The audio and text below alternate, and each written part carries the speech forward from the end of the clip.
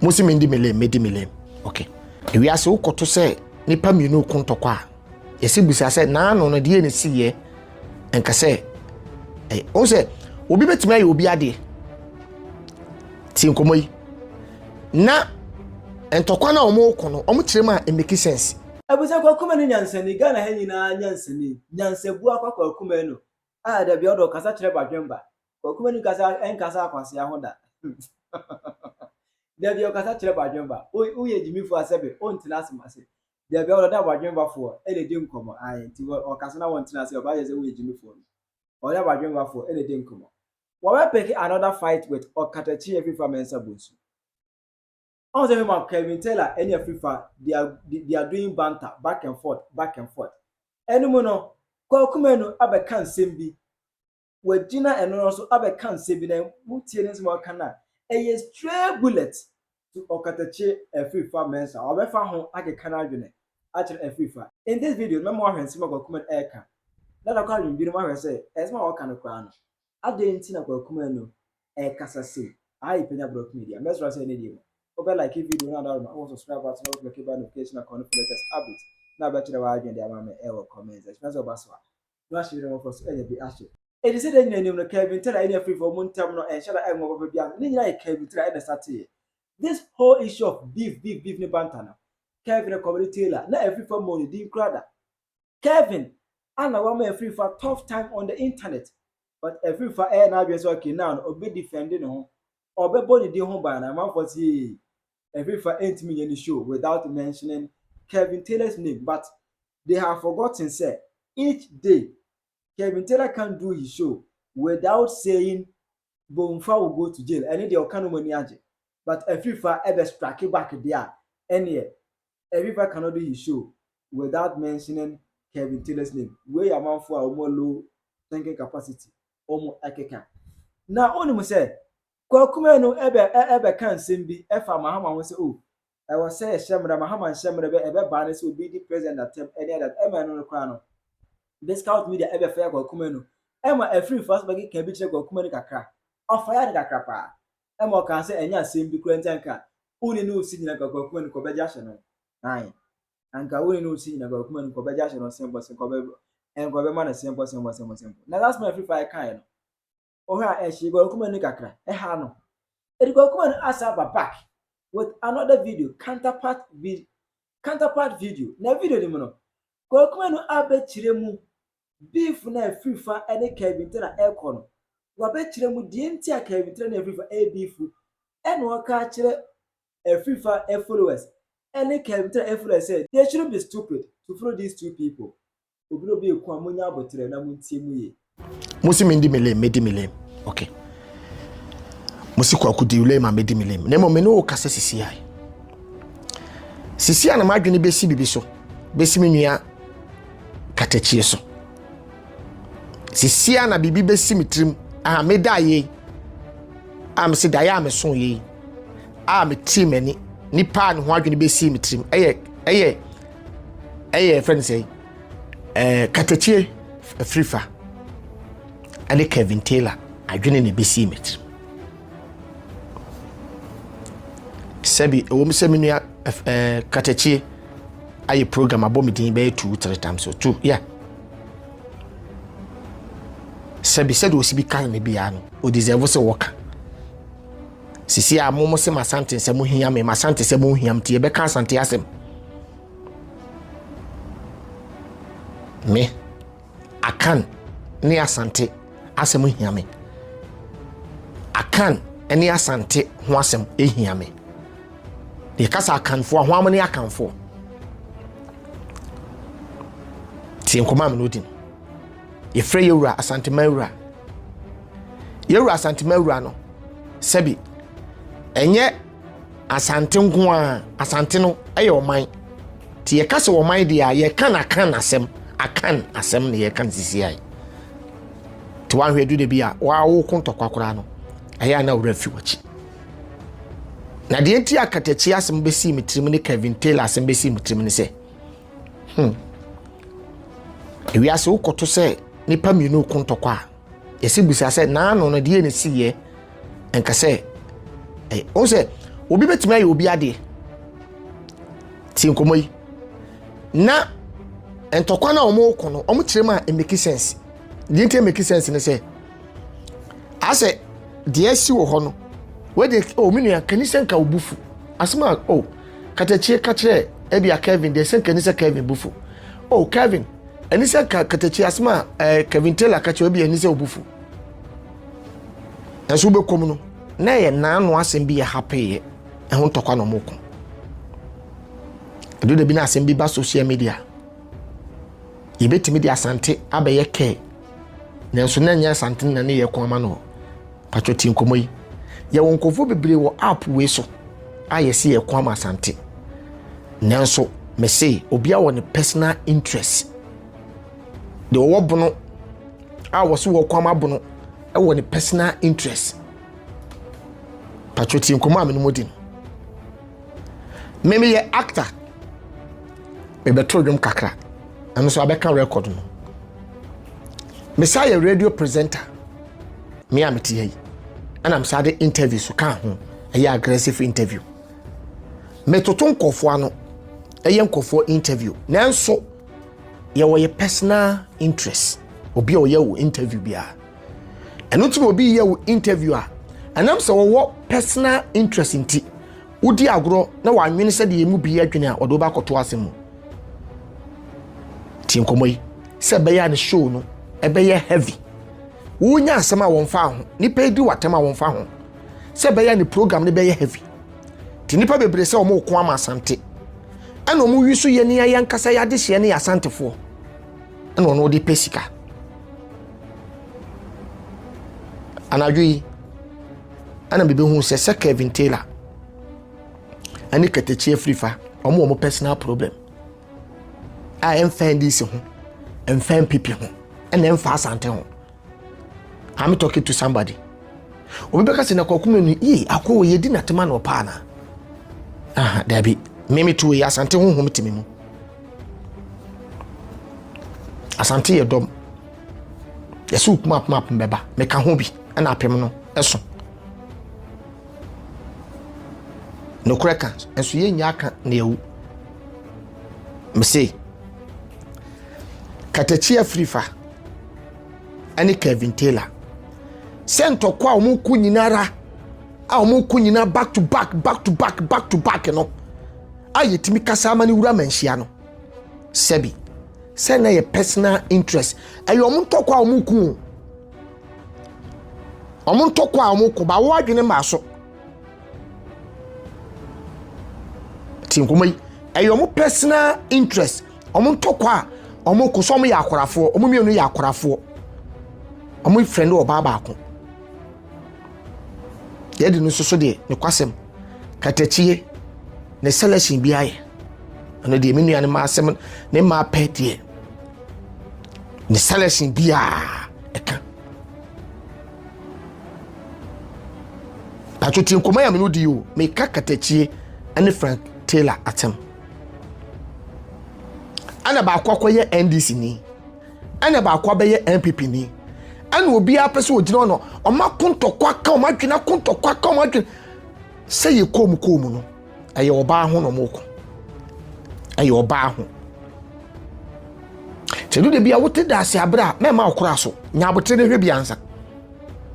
na wan hwe be ye duodum demonstration ye ubekwa kogina wiem amade ache atu be wie ne what they benefit it do de bi obi tena se planning life ehwe de betimi aye na aka kyo se me pese me to na mo we ukọ na obi se wo to na mo bi abusan se agenda ne ye dai ne mfaso be na wo so ye dede ne nyina wi mfaso wo eche ne ye dai oda wo dem no kan sika wada no no kan sika Kwaku Manu me wodin ti se me tuoi se me ma doma di machi wan so ye na manya adwen papa me makokoje sika bo na me sidan na me toka papa na me dem na mo a me dem ye yi na me dem ye nkruntu nwuma ti nkomoyi me ma me no na me papa no senye gay issue a yesi wo bepe doctor aye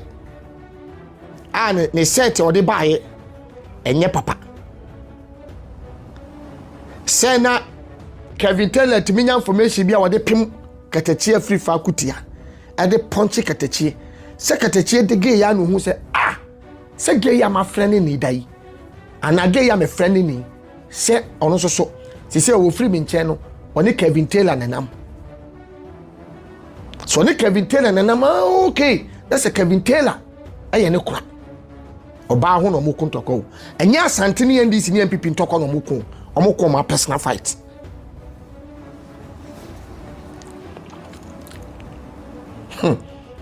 Ziade entertainment. Ai masante se bu hia me. Sisi a mama masante sem ehu hia me pa. Na me masante sem no ehu hia me no eye different kura together. Cause ye bobo asante ho ban de ye bobo ye wura ho ban. Afani afan pa jesa bonte so for me fanko. O de for what time di matem mini problem. Betimi de what time aye me enye hwe. Ba se ye nwuye ye nyina ye te ase. Amoja eridi e mofusa ne katamada abotuyemi. Se ye te ase. Aye nwuye ye wo se nko a. Aye wo me se me nko a ye nipa 5 kra na ye wo ye ba wiase a. E wo me ma me yem na ye 6 a. Me nko na me ba mama set entafo. Se ye entafo kra esu obi ani tam odi kan pie. Ye tinti ye nja cheso ada. Tedu le bia wuti pu wo bi di. E bia na eko bi nkwan. Enye ntokwa bia na ese wudi akire. Se so hwe na gipa Okatakyie Afrifa Okatakyie wo. No what the Kevin Taylor semwa. Energy no utimi se ano odin. Kevin Taylor ka friends Okatakyie Afrifa Okatakyie so asema. Utimi se ano odin so me ye kurafo. Oba ho no mo kontokwa wo. Ana we ye NDC ni, ana we ye MPP ni, ana omina so me yakanfo. Ai akani. Kevin yakani, Kevin Taylor yakani. Ni yakana mo meka nkyere se mo yakorafo mo nka nkyere ye. We kura na manfo bebre adwene maso de mekin. Manfo bebre adwene maso. Sento koma ko nya geyi set fixed set wo de bepe dibre ana ho ntoma kopaye ana se bi o mapam gen se wonko ana ho nsamsam apiepie sisi ya enka menu mienu nim se wo ba ho omkro mo hia oba ba ko ho da. Yenim se o ma hia wo de wonim se wo ku na wo ku ama wo party wo ye NDC ni na wo ta Kevin Taylor chi ana wo ku wonim se wo de wo ku wo ye MPP ni ana wo ta Okatakyie Afrifa chi ana wo ku o ko se wo ya santini na wo ku but hwe senya emfa ba bia omko oba omko oba ho tudu bi obi be ha na ni tra social media nso na wo ha na ni no obi ku a aya na wonya abotre na mo wisu ye o mo wisu ye pa na mom tie biem me to aso sisi amasante nsem ho ahia me asante nsem ho ahia me dia ade ba ko a me pese me kokoma no me dia me de to me ho so a me je ne se me try se me asante nsem na ahia me no enya asante nko a na mo me be ya kan nkabom yewo ye nuan mo mo ya asante fo mate WhatsApp group ana mo de ye nuan asante fo aguso ye nuan mo mate TikTok group a mo baso a ya asante fo nko a na wo so ye we ye nuan mo a sebi ye nyina ye akanfo no omo so ye ebono doma ene ade wo de nkoma medi obetima bedi machem me de say ye de pania wo mani achi ye di e mane kama ni mesi ana bi mu so ate group omo so freedom a me de ye wo mi a me beto ye me hu da na ntete ye wo doma ne asantem ebono mamu ene asantem da bi etin de me so ma fatum ho say sa group na ya tete no ya asante nko a group aye ba TikTok wa TikTok no ye asante fo nko a na wo so sabi wo ya bunu ni na akotomu a wan hwa ye betwa woti no sa so na ebunu fo nko a so ate wo man nko a group ebunu fo nko ate wo man nko a group esa wo WhatsApp group sa WhatsApp group no mo wo no do mo ye nie sa wonim na we asantini na ukotom anu so wawu ade utiate saa na oba TikTok no so na akona se brufo nko anso dwene wo mo ho a first na madwene ni so me na me ka kire wo first na madwene ni so emre be koto se domafo bi tutumi enye kesi e ba na anu ya wo ma me poku ade no lady na okasa ma ne comment hia no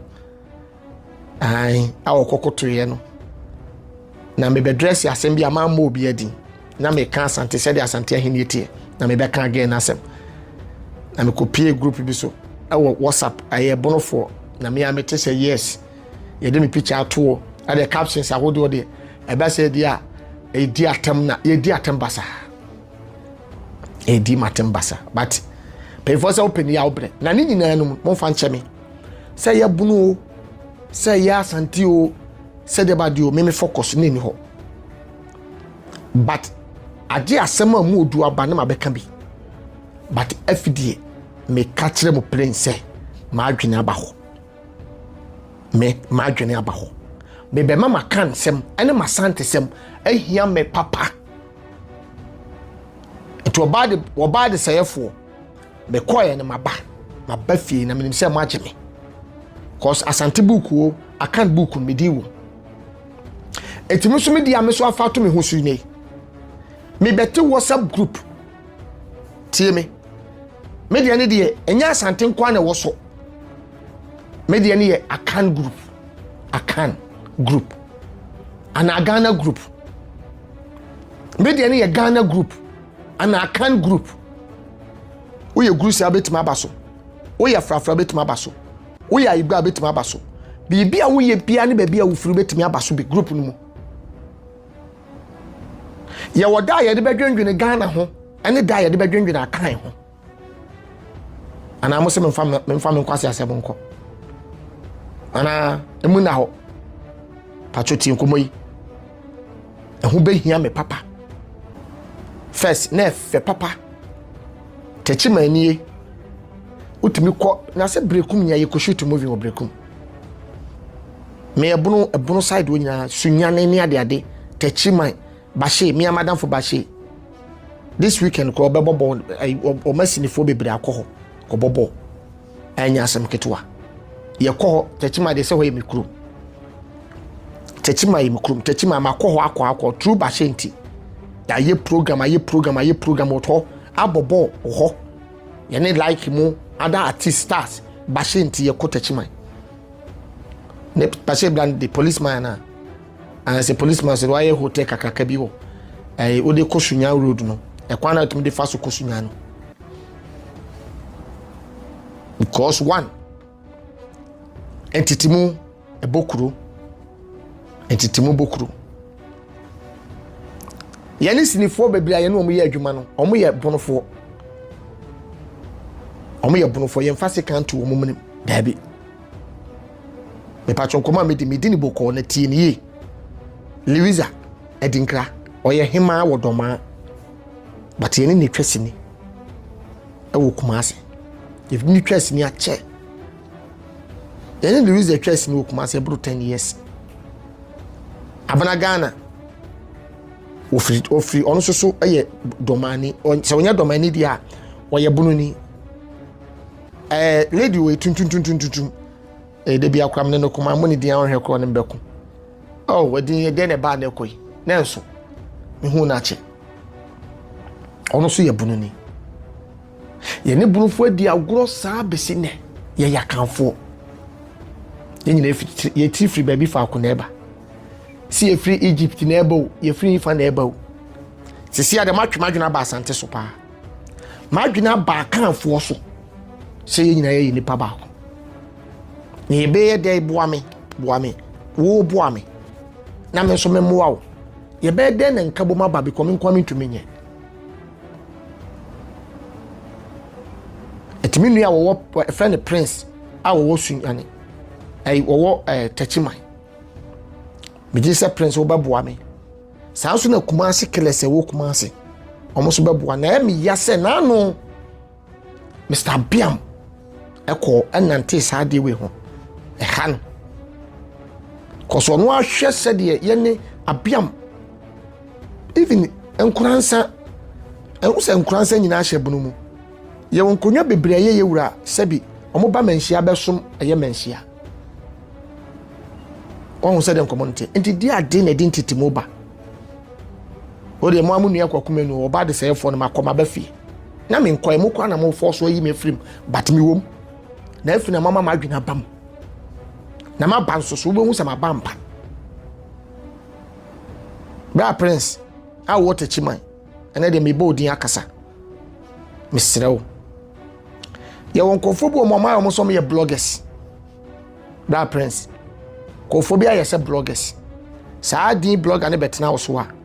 ye wo blogger ne beda wo so a hunhun bi a etew mu wo blogger ho blogger for no kra me kasa asemi bra prince o ma dwene ma so o ma dwene ban ma so ne se ye fra blogger na to me bia bewura mu kokonse to me any confusion to me na abewura wo asundwe wo ho a wo mpe na Mr Prince de tie nie omo busa wo questions a ye bebusa wo question a obeto bomb na a trend na ono anya sika de agu ne boto ti bloggers no omo de pa ye omo vision pa blogger wo ti abrochi so wo kwa mabono so otu so bi se wo se wo bono na wo kwa mabono a asem kura ewu na asem na da no na sa blogger na aka sa akofa asem na ba enti no sa blogger ne mpa asumdwe o sa blogger no onka se wo kwa mabono oboa wo kwa ma ne botom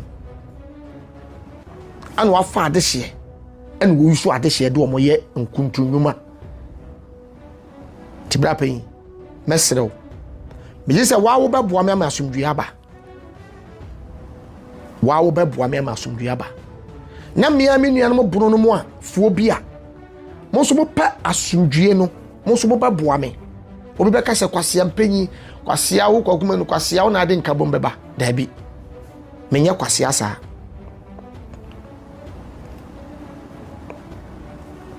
Kwame Nkrumah ka so obeje fa wodi amagana nkran efo bi di natem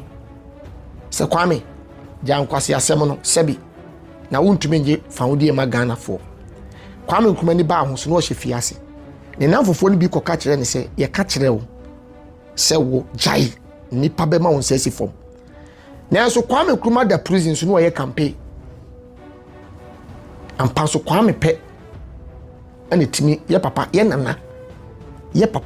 Kwame Nkrumah na timi je fa wodi ma wo man efe ne Ghana David okum Goliath tamo okache ne brothers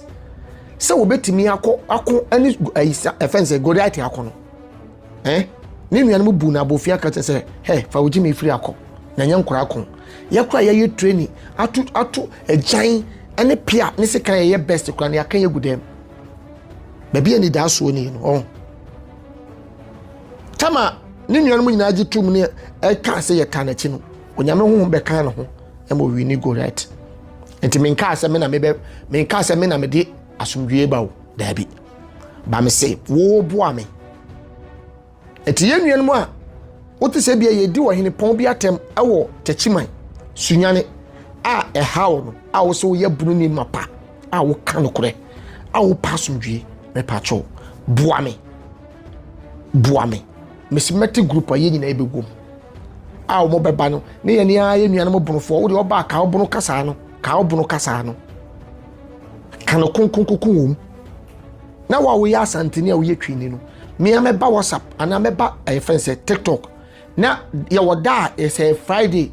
na say bia me wotam Saturday me wotam bia no ye beka say we ya kan fo na abesia wo ye frafra no ye grusi ni weda goma ni ko betima wuram bi oba na ebusa henfa na ofri ye be ya ye ai se party ni program bo kra na ese ye bo a ye bebo se sunyane ye beba na ya beginim se ye be free Kumasi abasunyane anu kra de bebo tachima kra ba she wo nti obetima organize sa abo no ye baba bobo kakra bi ekuta me bia me de be say adwuma ya meke asma Kwaku Manu kan die Kwaku asma wo kan die e bi me no nya adwuma because 3 months ago for the first time one National Security Council ever Afrifa that for the second time Afrifa Eba say true sex extortion. Anything about you. Every fan kasa kwa dinka be chire mu say the ex answer sadali. E ho go me say every fan kwa date answer sadali pen. And ex answer sadali. And I question came to the chino mo kan any ne plan all these things. E Kwaku Manu. Every fan kasa dinka be chire mu. But I didn't answer when I all back can be chen when you say that say when I want to say I exact this is I analysis who say na cause I go yan say what? Try your mommy ever come you this Kwaku Manu. What is your view on that? I Penyah Block Media.